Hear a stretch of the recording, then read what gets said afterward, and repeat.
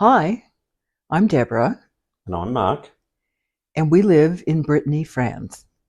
What we'd like to ask you is, have you ever thought of moving someplace else other than where you are in the world? You could be in the United States, in Australia, and Canada, another part of Europe. There's so many places that people long to move to France, and this is not going to be a channel that talks about how to move to France.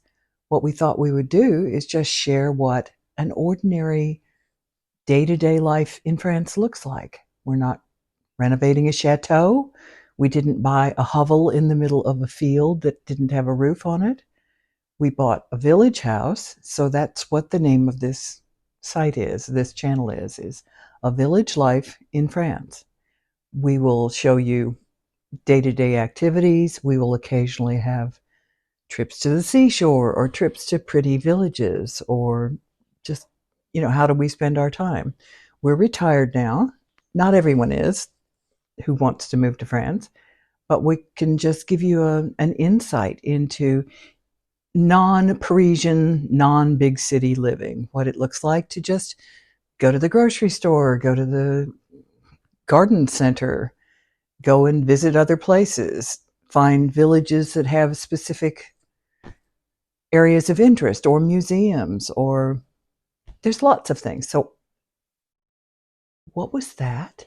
That was a very quick power cut, and Oh, for God's sake. these are some of the joys of living in rural France. Is it still taping? It's a It's still going. it's a phone, sweetie. Whoa, we had a power cut that made the lights go out. Oh, yes, that's one of the joys of rural France. That was completely unexpected. It was a split-second one, which just means internet is now recharging.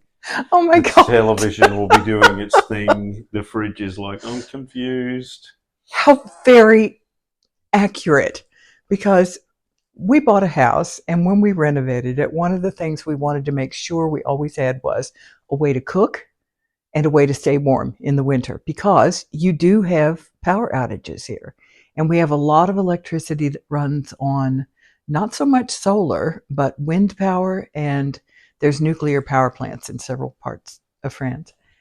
And you have to be able to, if you have an all electric house, You have potential problems. yeah. So we have a wood burning stove that heats 12 kilowatts in all three levels of our house. We have gas bottles that do the cooking. How funny that that should happen when we're Yeah. making the first video. It's not unusual to have a winter storm and to lose power for a number of hours. Yeah. It's not unusual. Occasionally, some very remote houses will lose, we're talking days. Yeah. But in general, we've lost it for a couple of hours. It's not unusual. We've never lost things for days. It's not vast distances, but there are a lot of, not everything is underground.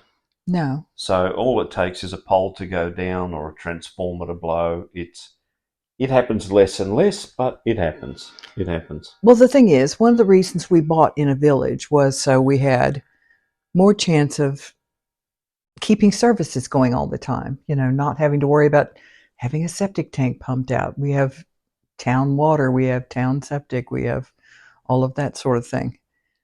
I've completely lost my train of thought of what we were going to discuss. Okay, back to, have you ever thought of moving someplace else? Here's the thing. Right now, the world is going through so many changes, and it's not just one specific country. You know who I'm referring to. You have political upheaval, and it keeps happening. The world is moving in ways we never could have predicted even a few years ago, much less a few decades ago. So you might want to consider, do you like the idea of not being stuck in a car commuting to and from work every day? Do you like a quieter way of life where you're not hearing city noise all around you all the time? That was one thing we didn't enjoy about living in Melbourne. Any large city. Yes, Yeah. or London. When we lived in London, you can hear noise any time of the day. It is so quiet here. Yes, Do you know in what? general. Do you know what traffic we have?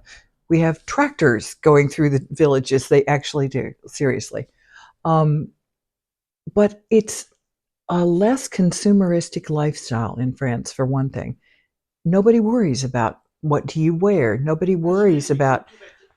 Okay, the television has just turned itself back on again. There it goes. Hang on. Okay, good. That's you're getting the full range of experience of living in France, in rural France. Okay.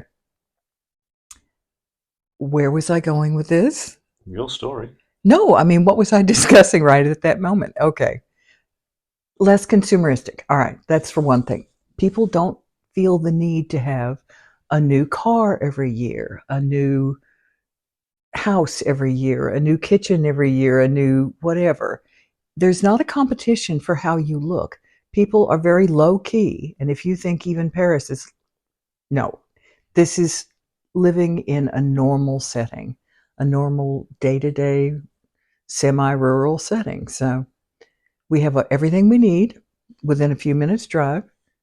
So, what we'd like to do is over the next few episodes, few weeks, months, years, we'd like to introduce you to a French way of living and a French way of living for people who do not necessarily speak really fabulous French. We don't.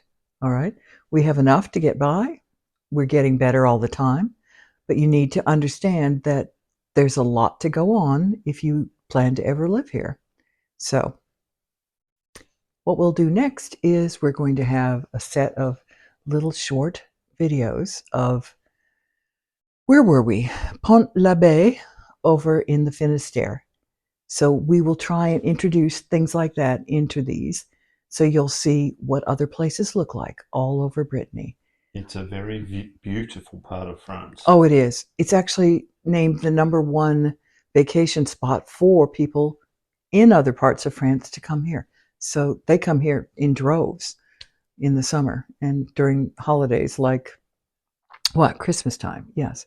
There's all of a sudden an influx and we'll have a whole bunch of Parisian neighbors that are not here full time all the time. So we'll show you little videos. We'll listen, speaking of videos, this is brand new for us. I've been a journalist in the past. I've done still photography. I still have, photographs that are online with agencies. This is brand new. Learning to do videos is brand new for us. Also, learning to edit, Brand new. big learning curve for Deborah, but we'll be fine. So please bear with us. It will get better. We promise it really will get better. But in the meantime, we're going to say goodbye for now and come back and see us again if you find this at all interesting. Here comes the little video, and in some cases, you will see slideshows.